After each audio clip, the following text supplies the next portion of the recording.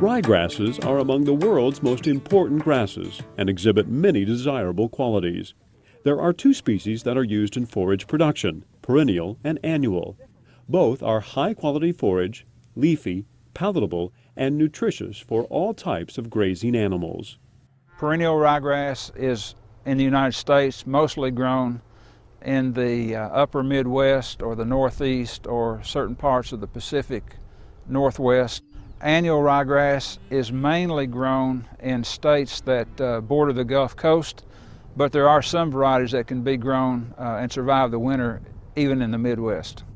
Ryegrass, both annual and perennial, have the potential to produce some of the very highest quality that we can get in a grass. It has high yields. It has good characteristics from the standpoint of feeding about any class of livestock. Ryegrass is relatively easy to establish and can be grown with other forage crops. Prior to planting, a soil test should be taken since both annual and perennial do best when the soil pH is in the range of 6 to 7. Perennial ryegrass can be planted in either spring or late summer, while annual ryegrass is usually planted in late summer or early autumn. Ryegrass is basically planted in two different methods. It can be planted on a prepared seed bed in early autumn. When that occurs, it often is grown in combination with a small grain such as rye or wheat or oats, possibly an annual clover. Ryegrass also is often planted on the dormant sods of warm season grasses such as Bermuda grass or Bahia grass. In that case, it needs to be planted later in the autumn because you need to wait until the summer grass has stopped growing and won't be competitive with the ryegrass. One of the great things about ryegrass is it is so easy to establish. This field was originally planted with mixing seed in with a fertilizer truck. You can't miss with it. I mean, you can drill it in with a sod seeder. You can throw it out. You can drag out. It's just, you know, you can't hurt it. The ryegrass is real easy. I mean, it's just a matter of getting that summer grass down low and then broadcasting it out there and scratching it in, and then hopefully the weather cooperate.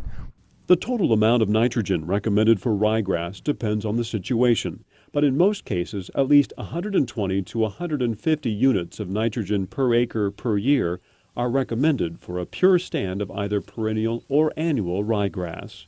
The fertility is always one of the challenges we have as growing as grass farmers. You know, you're always going to have to be working at that. Ryegrass requires nitrogen. If you're not going to utilize fertilizer or a nitrogen source, you know, their clovers can work into that end of it, but you have to have nitrogen for ryegrass. Ideally, ryegrass should not be initially grazed until forage is 8 to 12 inches tall and should not be grazed closer than about 3 to 4 inches.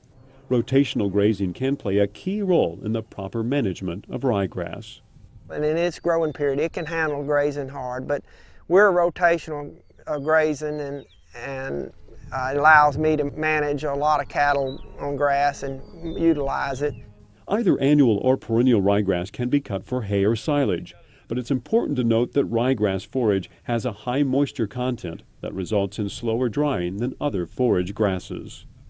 The ryegrass is really a big part of our winter feeding program, but we try to cut the excess ryegrass and what I call overrun ryegrass for hay. If it's a good year, we may wind up with 400 or 500 rows of hay on acreage that we had planned on grazing.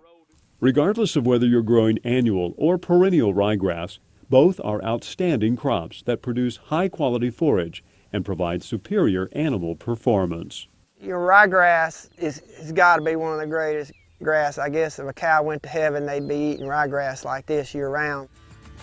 For more information on the science and management of ryegrass, contact the Oregon Ryegrass Commission, or you can also put this disc into your computer to access additional resources. To get specific information about this forage crop in your state, visit the USDA website. The concepts expressed in this video are based upon the book Southern Forages.